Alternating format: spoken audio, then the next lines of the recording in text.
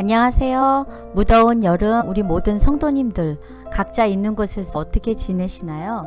모두 주님의 평안 가운데 건강하시고 또 행복한 가운데 지내시기를 바라겠습니다. 우리가 많은 분들 또 많은 가족 관계를 통해서 우리가 행복한 가족도 있지만 또 의외로 복잡한 가족 관계도 참 많잖아요. 많은 경우에 있어 가족 관계는 복잡하고 고통스러울 수도 있는데 그로 인해 마음이 불편할 뿐 아니라 마음의 상처를 입는 때도 있지요. 또한 이런 불편한 가족 관계로 품게 된 부정적인 감정을 또 옆에 있는 다른 사람들에게 쏟아내는 실수를 범하기도 합니다. 가족관계에서 어떻게 하면 하나님의 쉼을 경험할 수 있을지 우리는 이번 주 교과를 통해 요셉과 그의 가족 이야기를 함께 살펴보겠습니다. 이번 교과 공부로 가족관계 속에서 쉼을 누림을 통해서 완벽하지 않는 가족이지만 하나님의 방법에 따라 노력할 때 회복을 경험할 수 있음을 깨닫고 모든 문제를 하나님께 맡기고 믿음으로 실천하는 또 우리가 맺고 살아가는 모든 관계 속에서 성경이 제시하는 원칙 실천하는 방법을 함께 배워보도록 하겠습니다. 제 6과 가족관계 속에서 쉼을 누림. 네, 안녕하십니까. 오늘은 제6과 가족관계 속에서 쉼을 누림이라는 제목으로 우리 공부를 해보도록 하겠습니다. 영어로는 Finding Rest in Family Ties. 우리 보통 넥타이 아시죠? 네. 넥타이인데 네. 가족관계를 이제 Family Ties라는 말로 쓰고 있습니다. 그래서 우리 가족들 사이에서 어떻게 쉼을 발견할 수 있는지에 대해서 우리 공부를 해보도록 하겠습니다. 이게 참 중요하죠. 가족관계에서 저희가 쉼을 누릴 수 있다면 정말 그곳이 행복이고 천국이고 그렇죠? 네, 그렇습니다. 우리 다 같이 우리 기억지를 한번 보도록 하겠습니다. 그러므로 사랑하는 자들아 너희가 이것을 미리 알았은즉 무법한 자들의 미혹에 이끌려 너희가 굳센 데서 떨어질까 삼가라. 오직 우리 주 곧 구주 예수 그리스도의 은혜와 그를 아는 지식에서 자라 가라. 영광이 이제와 영원한 날까지 그에게 있을지어다. 베드로후서 3장 17절 18절. 네, 여기에 보면 우리 주 예수 그리스도의 은혜와 그를 아는 지식에서 자라가라는 말을 하고 있습니다. 오늘 이제 공부를 해보시면 알겠지만 이 요셉의 이야기입니다. 요셉이 어려운 상황 속에서 그리스도의 은혜와 그를 아는 지식에서 자라나가서 결국 하나님 안에서 쉼을 얻게 된다는 주제가 되겠습니다. 네, 오늘 공부의 기호를 보도록 하겠습니다. 첫 번째로는 완벽한 가족과 가족 간들 사이에 완벽한 사람은 거의 없다는 것입니다. 그리고 두 번째는 가족관계는 항상 복잡하고 고통스러울 경우가 더 많다는 것이죠. 특별히 가족 구성원들이 식구들가 많으면 많을수록 이런 찬스가 더 많아지겠죠. 그래서 그로 인해서 마음이 불편할 뿐만 아니라 마음의 상처를 입을 때가 많을 수 있다는 것입니다. 그런데 이런 가족관계는 우리가 태어나면서 형성이 되는 거잖아요. 그런 가족관계에서 이런 복잡하고 완벽하지 않은 가족관계에 내가 태어났는데 어떻게 하면 우리가 하나님 쉼을 경험할 수 있을까? 오늘 그것이 오늘 제목이 되겠습니다. 특별히 우리는 요셉의 이야기를 통해서 이 하나님 쉼을 어떻게 경험하는지를 우리 배우도록 해보도록 하겠습니다.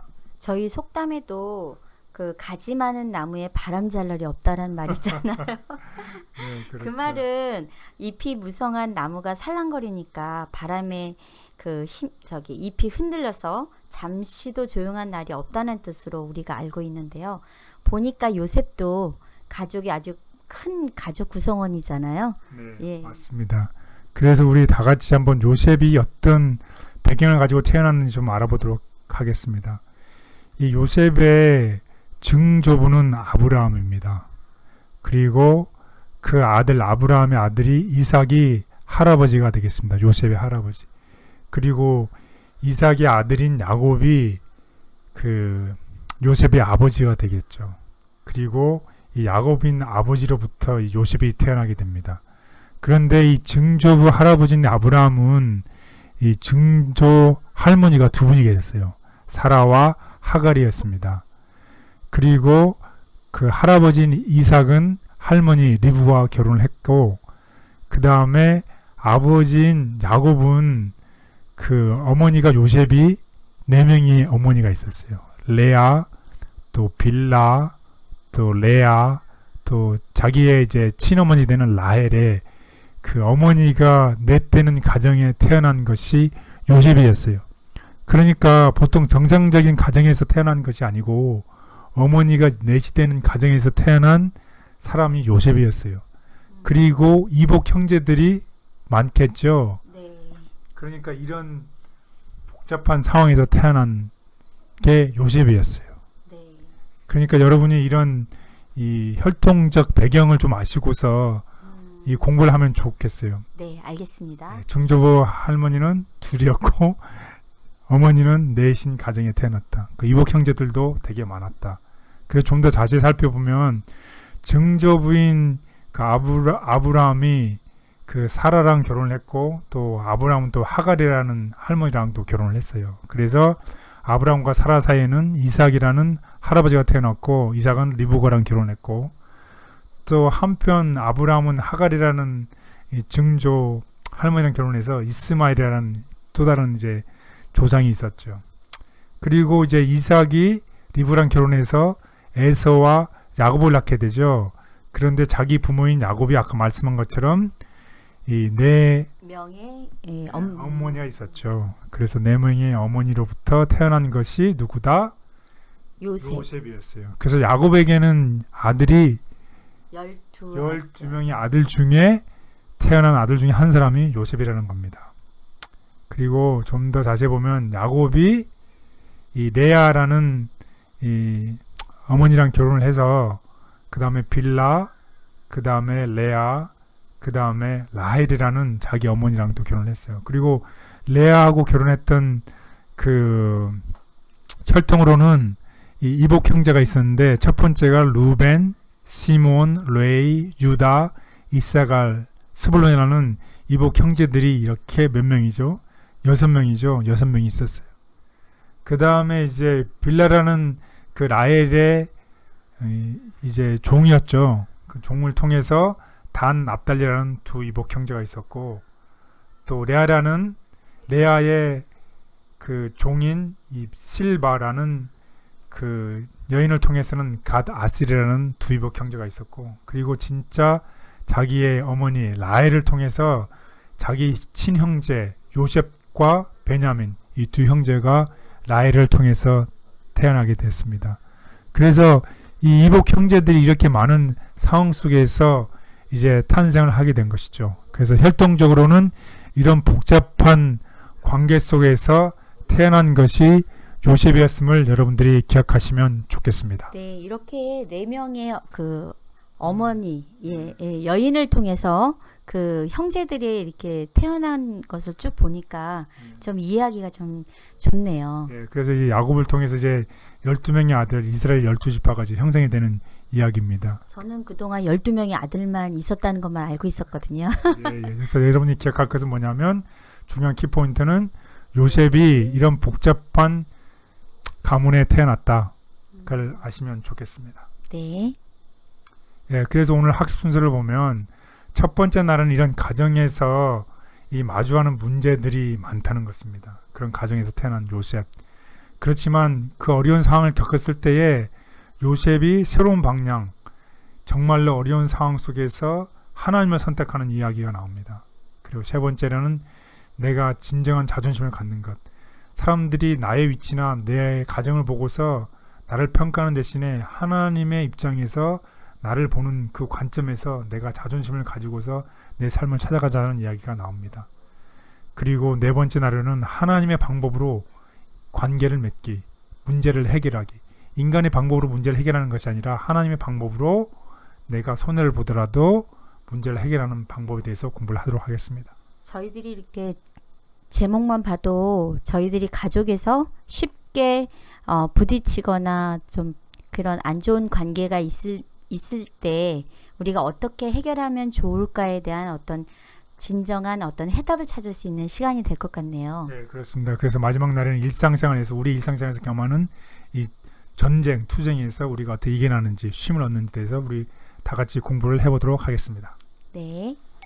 네, 첫 번째 날입니다. 가정에서 마주하는 문제들. 우리도 가정에서 많은 문제들이 발생했었죠. 그렇죠. 예, 그런데 이 요셉도 그런 가정에서 많은 문제들이 발생했다는 거예요.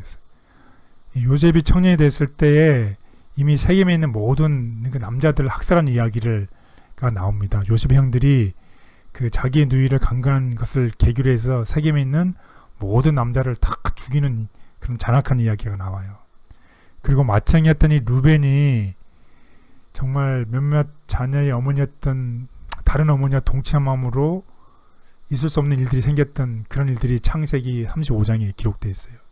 좀 반인륜적인 이런 일을 행한 그 루벤의 이야기도 나와요. 그리고 또 유다, 자기의 그 이복 형제였던 유다가 나중에 이제 과부가 된 자기 며느리랑 동침해서 이 아들 쌍둥이를 낳는 이야기가 또 나와. 창세기 38장에 나와요. 그래서 여기서 얘기하고 싶은 뭐냐면 요셉의 자기 형들의 이야기, 나쁜 경험을 했던 이야기, 자기 맏형 루벤, 유다 이런 가정에서 좋지 않은 이야기들이 너무나 난무한 이야기들 속에서 이 요셉이 성장했다는 거지.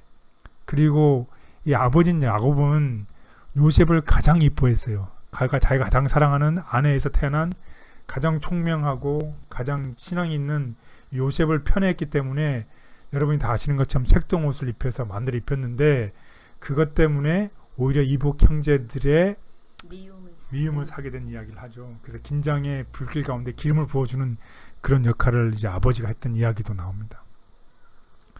그래서 인류 역사상에서 가장 문제 많은 집안을 꼽는다면 누구라는 것이에요?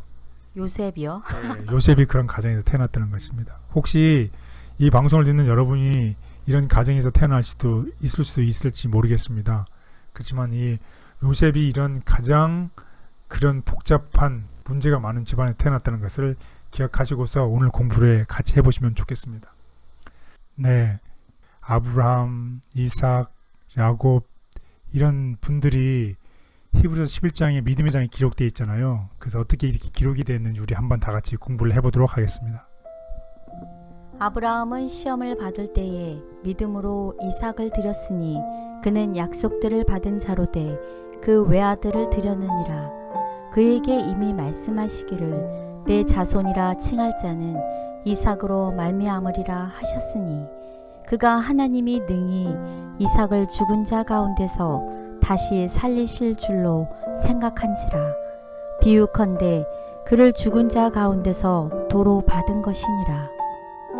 믿음으로 이삭은 장차 있을 일에 대하여 야곱과 에서에게 축복하였으며 믿음으로 야곱은 죽을 때에 요셉의 각 아들에게 축복하고 그 지팡이 머리에 의지하여 경배하였으며 믿음으로 요셉은 임종시에 이스라엘 자손들이 떠날 것을 말하고 또 자기 뼈를 위하여 명하였으며. 네, 그렇습니다. 여기 보면 아브라함, 이삭, 야곱이 히브리서 11장에 기록되어 있잖아요. 근데 이런 골치 아픈 가족 관계에도 불구하고 이 그들의 이름이 이 히브리서 11장에 기록된 이유가 무엇일까요? 자기 행위를 의지하지 않고 믿음으로 나아갔기 때문입니다. 예, 그렇습니다. 이 앞서 언급된 이름들이 히브리서 11장에 기록된 이유는 그들이 완벽했기 때문이 아니라 비록 쉽지 않은 과정을 거쳐야 했지만 그들은 가정에서 일어난 문제들을 해결하기 위해 애쓰는 가운데 믿음과 사랑과 하나님을 신뢰하는 법을 배웠습니다. 네, 그렇습니다. 오늘의 키포인트입니다. 많은 문제와 어려움들이 있지만 그 문제를 해결하기 위해서 믿음과 사랑과 하나님을 신뢰하는 법을 통해서 이 문제들을 해결해 나갔다는 것입니다. 저희들이 이렇게 쉽게 우리 주변 분들과 이야기를 이렇게 서로 이야기를 고민을 나누거나 이런 이야기를 나눌 때 그런 말씀들 하세요. 아유, 너무 걱정하지 마. 대문 열어보면 문제없는 집이 없어. 그런 말씀들을 많이 하는 거 보면 사실 많은 가족의 문제들이 우리가 쉽게 있는데 그런 가운데 있지만 믿음과 사랑과 하나님을 신뢰하는 법을 이 시간 또 더 잘 배워 나가기를 바라겠습니다. 아멘.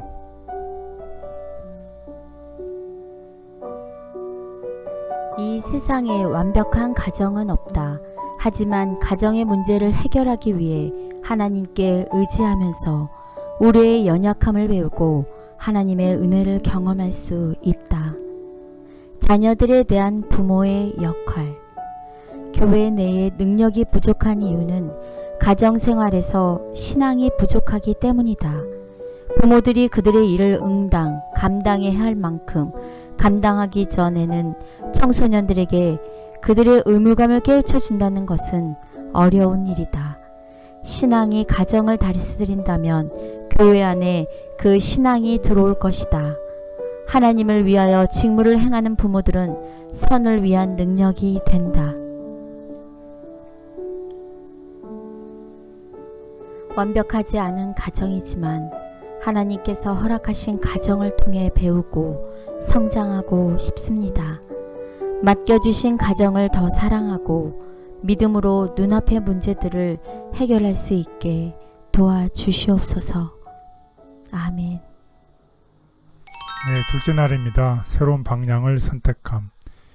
먼저 우리 창세기 37장의 배경을 보고서 우리 둘째 날을 계속 공부해 보도록 하겠습니다.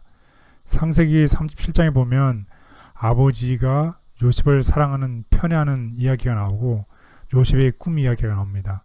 그래서 요셉이 형들의 미움을 받는 이야기가 1절에서 11절까지 기록이 되어 있고, 또 아버지의 심부름으로 형을 찾아간 요셉이 형들의 질투로 인해서 애굽에 팔려가는 사건이 12절에서 18절에 기록되어 있습니다. 그리고 요셉의 형들이 요셉이 짐승에게 죽었다고 거짓말을 하고 그로 인해서 야곱이 슬퍼하는 모습이 이제 37장에 기록되어 있습니다. 그래서 이런 백그라운드를 아시고서 여러분들이 오늘 공부를 해보면 좋겠습니다. 특별히 요셉이 형들의 질투로 인해서 어디로 팔려가는 거예요? 애굽으로. 애굽으로 노예 신분으로 팔려가는 이야기가 있는 것을 기억하시면 좋겠습니다. 그래서 새로운 방향을 선택함. 과연 새로운 방향이 무엇일까요? 그래서 요셉은 아까도 말씀드렸지만 노예로 팔려가게 돼 있어요. 애굽으로 팔려가게 돼 있죠. 그러면서 마음속에 어떻게 했어요? 이제 팔려가는데 마음속에 아픔과 복잡한 관계들과 불안한 마음들이 그의 마음에 꽉 차 있어요. 얼마나 아버지한테 사랑스러운 아들이었는데 형들의 미움을 받아서 하루아침에 노예의 신분으로 팔려가게 된다는 것을 생각하시면 그의 마음이 어떻겠습니까? 그래서 흐르는 눈물을 닦아가며 가야 했던 그 길은 결코 편안한 여행길이 아니었다는 것입니다. 그때 바로 중요한 요셉의 생각이 어디로 머물렀냐면 바로 하늘 아버지 하나님께 향하게 되었다는 것입니다. 이런 슬픔 속에서 어디로 향했다고요? 아버지 하나님께로. 네, 그렇습니다. 그래서 그 어린 시절에 하나님을 사랑하고 경외하도록 아버지께 받은 그 가르침을 기억하고 그의 생각이 하늘 아버지께 향했다는 것입니다. 그래서 요셉은 노예로 팔리게 될 애굽으로 가는 고난 여행 속에서 뭐 했다는 것입니까? 그의 생각이 아버지 하나님께로 향했다. 네, 이것이 키포인트입니다. 어려운 상황 속에서 하나님 아버지를 새로운 방향, 나를 구원하실 새로운 길을 열어주실 하늘 아버지께로 향했다는 것입니다. 사실은 저희가 원망을 많이 할 수 하겠는데 그 원망이 아버지 하나님께로 향했다는 말이죠. 네, 그렇습니다. 그래서 이 다음 같은 멋있는 이 위로의 말씀이 있습니다. 다시 도단에서 일어났던 광경이 그의 앞에 떠올랐다. 그는 성난 형제들을 보았고 그를 향한 그들의 사나운 눈초리를 느꼈다. 그가 몸부리치며 애결할 때 그를 향해 쏘는 듯한 모욕적인 말들이 그의 귀에 쟁쟁하게 울렸다. 떨리는 마음으로 그는 장래를 내다보았다. 귀엽게 고이 자란 아들이 멸시받고 의지할 데 없는 노예가 되다니 얼마나 큰 환경의 변화인가. 친구도 없는 외로운 몸, 그가 가고 있는 낯선 땅에서 그의 운명은 어떻게 될 것인가. 한동안 요셉은 억제할 수 없는 슬픔과 두려움에 빠졌다. 그때 요셉의 생각은 그의 아버지의 하나님께로 향하였다. 그는 어린 시절에 하나님을 사랑하고 경외하도록 가르침을 받았다. 때때로 그는 아버지의 장막에서 야곱이 그의 집으로부터 도망해 나와서 방황하던 때에 그가 본 계시에 대한 이야기를 들었다. 이제 이 모든 귀한 교훈이 그의 앞에 생생하게 떠올랐다. 요셉은 자기 조상들의 하나님이 자기의 하나님이 되시리라는 것을 믿었다. 그리고 그곳에서 그는 여호와께 자기 자신을 완전히 헌신하고 이스라엘의 수호자 하나님께서 그가 유랑하는 땅에서도 그와 함께 계시기를 기도하였다. 네, 그렇습니다. 정말 하나님께 기도했던 그 요셉을 꼭 기억하면 좋겠습니다. 아멘. 그래서 요셉은 하나님을 전적으로 따르겠다는 개인적인 결심을 통해서 그가 경험했던 이 문제 있었던 관계들로부터 힘을 얻기 시작했다는 것입니다. 결국 근본 힘을 얻기 시작하는 그 물고 힌트는 뭐냐면 하나님을 전적으로 따르겠다는 개인적인 선택과 결심을 통했을 때에 그 쉼이 찾아오기 시작했다는 것입니다. 그래서 우리도 참된 쉼을 찾기 위하여 우리 각자가 하나님을 따르겠다는 개인적인 결심을 해야 합니다. 네, 그렇습니다. 그래서 우리 조상들이 아무리 영적인 거목이었다 할지라도 이 믿음과 영생이 우리에게 유전되지 않는다는 것이에요. 그렇죠? 믿음은 유전되지 않습니다. 그것을 꼭 기억하시고서 우리 스스로가 선택하고 결심을 해야 함을 꼭 아시면 좋겠습니다. 아멘.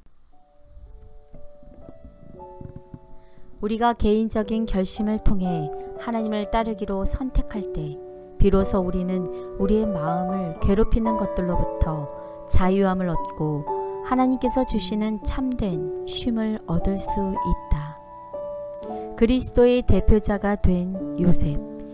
요셉은 그의 지혜와 공의, 그의 일상생활의 순결과 자비, 우상을 숭배하는 나라에 속한 백성들의 유익을 위한 자신의 헌신 등을 통하여 그리스도를 대표하는 자가 되었다. 온 애굽이 감사와 찬양을 돌리는 그들의 은인에 의하여 그 이방 민족과 그들을 통하여 그들과 관계를 갖게 된 모든 민족들이 그들의 창조주요 구속주의 사랑을 바라보게 되었다. 누군가로부터 물려받은 형식적인 신앙이 아니라 개인적인 헌신과 결심을 통해 날마다 하나님을 따르기로 선택하고 싶습니다. 그렇게 할 수 있는 참된 믿음을 허락하여 주시옵소서. 아멘. 예, 셋째 날입니다. 진정한 자존감 찾기. 이 야곱이 요셉은 아버지가 가장 사랑했던 그 여인 라헬이죠.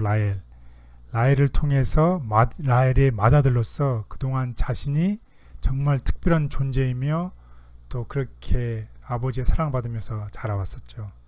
그런데 아버지부터 가장 받는 사랑하는 아들, 그리고 특별히 그래서 색동옷을 선물로 받은 유일한 아들이었어요. 그런 아들이 지금은 어떤 모습이었을까요? 이 노예 신분으로 애굽으로 팔려가는 신분이었어요. 자신의 의지와 상관없이 내가 어떻게 할 수 없는 그런 상황 속에서 노예의 신분으로 팔려가는 존재에 불과하게 되어버렸다는 것입니다. 얼마나 그의 상황이 갑작스럽게 하루아침에 날벼락 맞은 것처럼 이렇게 변한 상황이 되어버린 것입니다. 그때에 진정한 자존감을 찾으라는 것입니다. 우리는 우리의 가치를 우리의 현재의 모습이나 역할에서가 아니라 우리가 우리의 가치를 다른 사람들의 평가에서 하나님께서 나를 어떻게 바라보시며 하나님께서 나를 어떻게 생각하시는가에서 찾아야 한다. 예, 그렇습니다. 우리 현재 모습이나 우리 역할에서 혹은 다른 사람들 우리의 평가에서 우리를 찾는 것이 아니라 하나님께서 지금 나를 어떻게 보실까? 하나님께서 지금 나를 어떻게 생각하실까에 대해서 우리의 자존감을 찾아야 된다는 것입니다. 여러분이 꼭 기억하시면 좋겠습니다. 그래서 다음과 같이 하나님께서 우리 개개인을 어떻게 바라보시는지에 대해서 우리 다 같이 보도록 하겠습니다. 야곱아, 너를 창조하신 여호와께서 지금 말씀하시느니라. 이스라엘아, 너를 지으신 이가 말씀하시느니라. 너는 두려워하지 말라. 내가 너를 구속하였고 내가 너를 지명하여 불렀나니 너는 내 것이라. 만군의 여호와가 이르노라. 나는 내가 정한 날에 그들을 나의 특별한 소유로 삼을 것이요 또 사람이 자기를 섬기는 아들을 아낌같이 내가 그들을 아끼리니 영접하는 자 곧 그 이름을 믿는 자들에게는 하나님의 자녀가 되는 권세를 주셨으니 이제부터는 너희를 종이라 하지 아니하리니 종은 주인이 하는 것을 알지 못함이라. 너희를 친구라 하였노니 내가 내 아버지께 들은 것을 다 너희에게 알게 하였음이라. 무릇 하나님의 영으로 인도함을 받는 사람은 곧 하나님의 아들이라. 보라, 아버지께서 어떠한 사랑을 우리에게 베푸사 하나님의 자녀라 일컬음을 받게 하셨는가. 우리가 그러하도다. 그러므로 세상이 우리를 알지 못함은 그를 알지 못함이라. 사랑하는 자들아, 우리가 지금은 하나님의 자녀라. 장래에 어떻게 될지는 아직 나타나지 아니하였으나 그가 나타나시면 우리가 그와 같을 줄을 아는 것은 그의 참모습 그대로 볼 것이기 때문이니. 네, 아멘. 하나님께서는 우리 개인들을 하나님의 아들로서 우리를 보신다는 겁니다. 세상의 평가대로 이빌레이션하는 것이 아니라 우리를 너는 내 것이라, 내가 너를 사랑한다, 너는 나의 자녀라고 이렇게 얘기하신다는 것입니다. 이런 하나님의 관점에서 우리가 그것을 봤을 때에 우리가 믿음으로 하나님께 나갈 수 있다는 것을 꼭 기억하시면 좋겠습니다. 아멘. 따라서 다른 사람이 우리를 무엇이라 상관하든지 상관없이 심지어 우리 스스로가 우리 자신에 대하여 무엇이라고 평가하는지 상관없이 우리의 참된 가치는 우리 자신에게서 나오는 것이 아니라 우리를 만드시고 우리의 참된 가능성을 아시는 분으로부터 온다는 사실을 꼭 기억하시기를 바라겠습니다.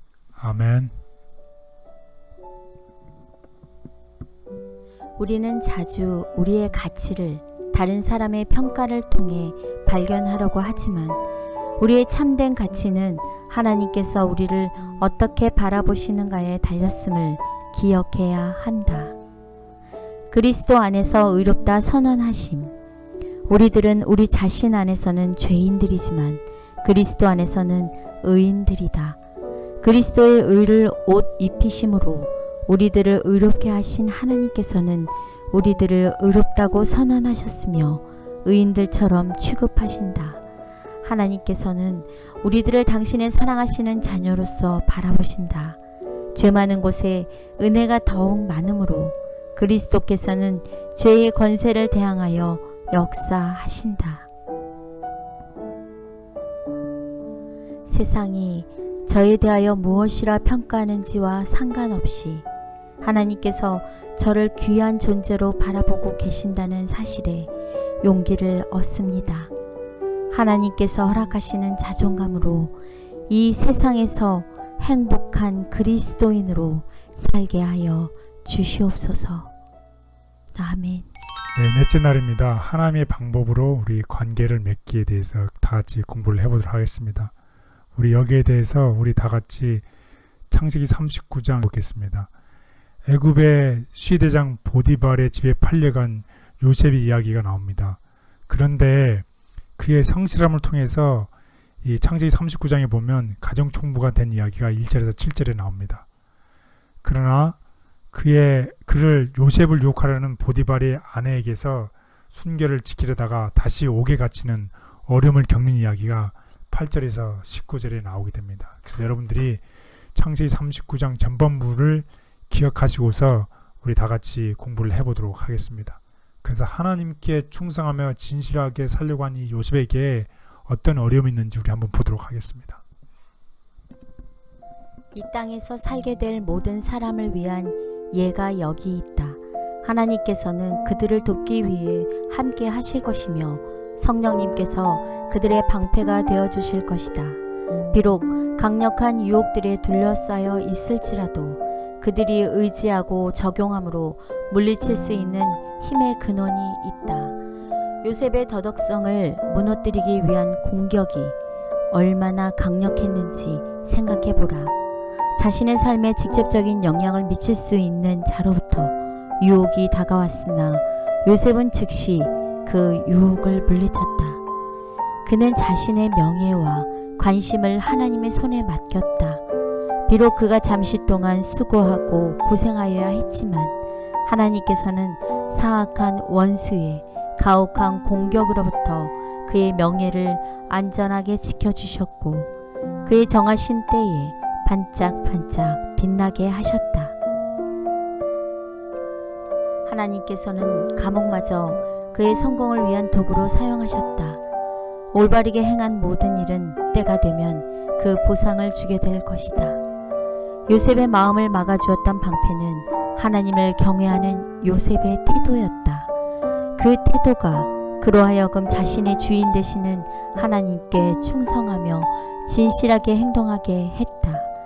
비록 그가 몰래 행동함으로 자신의 주인을 속일 수도 있었지만 주인의 신뢰를 저버리는 그런 배은망덕한 행동을 하지 않기로 선택하였다. 네, 그렇습니다. 요셉의 마음을 막아주었던 방패는 하나님을 경외하는 요셉의 태도였다는 것입니다. 하나님을 경외하는 요셉의 선택과 요셉의 결심이었다는 것입니다. 우리에게 아무리 많은 시험이 온다 할지라도 성령 하나님의 힘을 입어서 하나님을 경외하는 요셉처럼 우리도 그런 삶을 살면 좋겠습니다. 따라서 이 모든 관계 속에서 요셉은 어떤 원칙을 적용했냐면 하늘의 원칙, 성경적인 원칙을 적용했다는 것입니다. 내가 상황에 따라서 그의 원칙을 포기하거나 원칙을 뒤로 물러서거나 하는 것이 아니고 성경적인 원칙을 항상 적용했다는 것입니다. 그리고 요셉은 하나님의 임재하는 가운데 사는 법을 배웠기 때문에 그가 항상 유혹을 물릴수록 도와주었다는 것을 꼭 기억하면 좋겠습니다. 그래서 이러한 관계를 위한 성경적인 원칙은 시간이 바뀌다 하더라도 또 시대에 따라서 상황에 따라서 변하는 것이 결코 아님을 기억했으면 좋겠습니다. 그래서 비록 손해를 본다고 할지라도 우리가 맺고 있는 모든 관계 속에서 우리의 성경적인 어떤 원칙들이 있는지 우리 한번 다 같이 보도록 하겠습니다. 또 내 이웃을 사랑하고 내 원수를 미워하라 하였다는 것을 너희가 들었으나 나는 너희에게 이르노니 너희 원수를 사랑하며 너희를 박해하는 자를 위하여 기도하라. 이같이 한즉 하늘에 계신 너희 아버지의 아들이 되리니 이는 하나님이 그 해를 악인과 선인에게 비추시며 비를 의로운 자와 불의한 자에게 내려주심이라.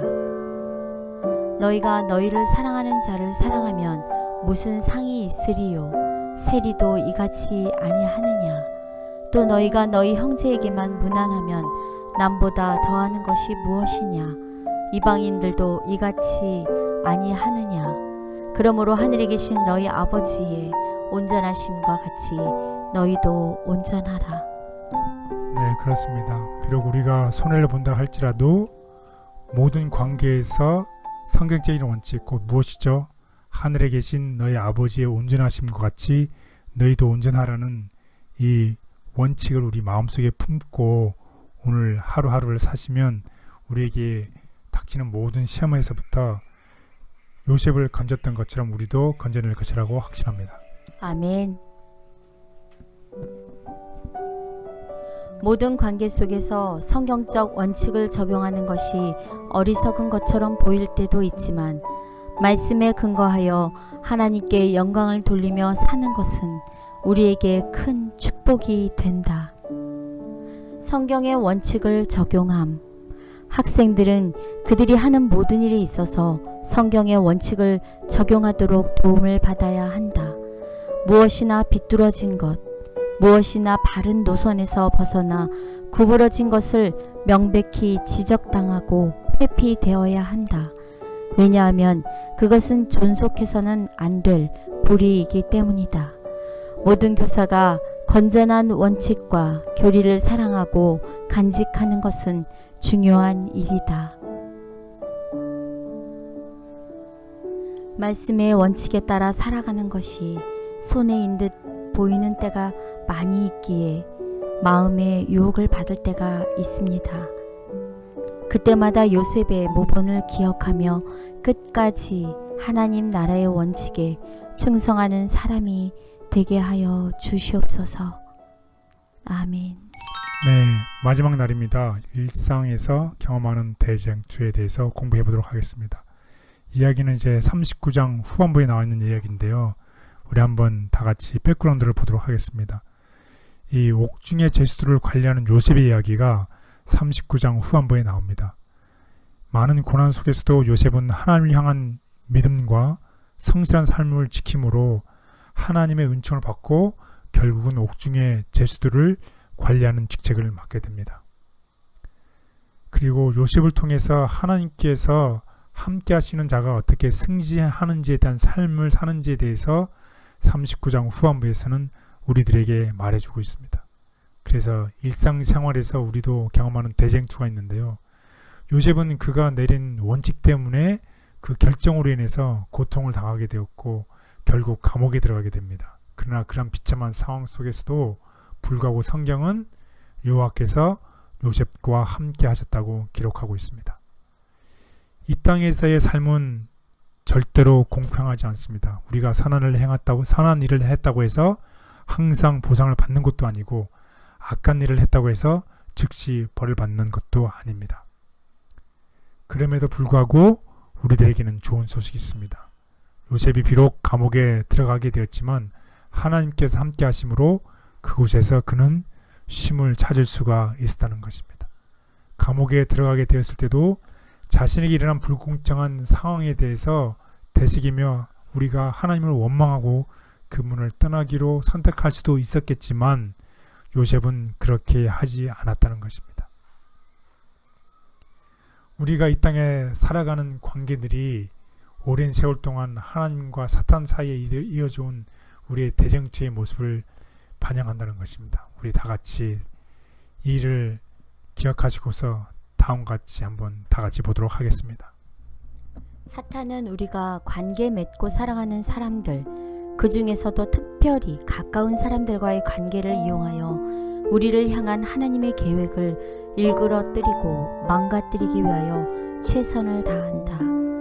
그러나 우리가 감사할 수 있는 것은 우리가 이 싸움에서 홀로 남겨지지 않았다는 사실을 알기 때문이다. 하나님의 말씀은 우리가 함께 살아가는 관계들에 대한 원칙을 제시한다. 우리에게 지혜를 주시겠다는 하나님의 약속은 우리를 둘러싼 관계에도 적용된다. 하나님께서 요셉과 함께 하셨던 것처럼 우리가 복잡한 관계들로 인해 힘들어할 때 우리와 다 함께 하시겠다고 약속하신다. 아멘. 네, 그렇습니다. 요셉과 함께 하셨던 하나님이 오늘 이 시간에도 복잡하고 어려운 일도 있다 할지라도 우리와 함께 하시겠다는 약속을 꼭 기억하시면 좋겠습니다. 아멘. 가정마다 사랑의 장소, 곧 하나님의 천사들이 거하여 그 부모들과 자녀들의 마음을 부드럽게 하고 차분하게 하는 장소가 되어야 한다. 우리의 가정은 베델의 하나님이 집이 되고 우리의 마음은 전당이 되도록 하여야 한다. 그 심령에 하나님의 사랑을 품은 사람들이 있는 곳에서는 어디나 화평과 빛과 즐거움이 있을 것이다. 사랑으로 그대의 가족들 앞에 하나님의 말씀을 펴놓고 묻기를 하나님께서 무엇이라 말씀하셨나 할 것이다. 네, 그렇습니다. 오늘 우리의 가정이 늘 하나님의 천사들이 거하고 또 하나님이 거하는 아름다운 우리 가족이 돼서 우리가 하나님의 말씀을 펴놓고 묻기를 하나님께서 무슨 말씀을 하셨나 하는 이런 가정이 되기를 바라겠습니다. 아멘. 그래서 그리스도인의 임재하심이 이 가정을 훌륭하게 만든다는 것입니다. 사랑과 동정과 자비심으로 아름답게 된 가정은 천사들이 방문하기를 좋아하고 하나님께서 영광을 받으시는 장소이다. 유년과 청년 시절에 주의 깊은 보호를 받은 그리스도인 가정의 가마는 세상의 부패에 대하여 가장 확실한 안전장치이다. 그런 가정의 분위기 속에서 사는 자녀들은 그들의 세상 부모와 하늘 아버지를 다 함께 사랑하기를 배울 것이다.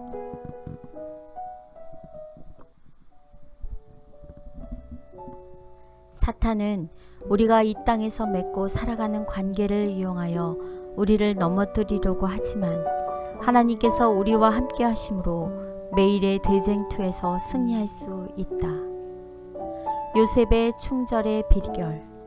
요셉은 역경 중에서 품성의 시험을 받았다. 금은 번영으로 흐려지지 않았다. 그는 죄수의 옥에서처럼 보좌의 다음 자리에 섰을 때에도 똑같이 하나님의 뜻을 신성하게 존중했다. 요셉은 그의 신앙을 어느 곳에든지 지니고 다녔다. 이것이 변함없는 그의 충절의 비결이었다. 그대들이 얻을 수 있는 어떤 승리도 자아를 이기는 것보다 더 귀중하지는 않을 것이다. 주님, 오늘도 함께하는 사람들과의 관계로 인해 상처받고 고민하는 제 모습을 발견하게 됩니다. 그 모든 문제를 주님 앞에 내려놓습니다. 성령의 인도하심에 순종함으로 승리하는 하루 살게 도와주시옵소서. 아멘. 네, 오늘의 공부를 요약해 보겠습니다. 첫 번째로는 문제가 많은 가정에서 태어났던 요셉은 집안 대대로 이어져 내려오는 어려움을 피할 수가 없었습니다. 하지만 자신에게 찾아온 위기의 순간을 하나님을 전적으로 신뢰하기로 결심을 하고 선택을 했습니다. 그때 그가 맺고 사는 모든 관계 속에서 그는 성경의 원칙을 실천하며 살아감으로 인해서 하나님으로부터 오는 참된 쉼을 경험하기 시작했습니다. 요셉처럼 우리 모두도 문제가 많은 가정에 태어났을지라도 우리가 찾아온 위기를 순간에 하나님을 전적으로 우리가 신뢰하고 하나님을 선택함으로 인해서 우리가 하나님께 주시는 참된 쉼을 경험하는 우리 모두가 되기를 바라겠습니다. 감사합니다.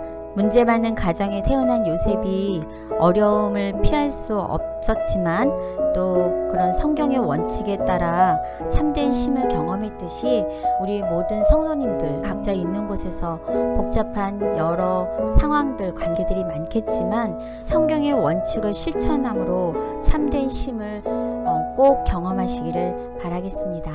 감사합니다.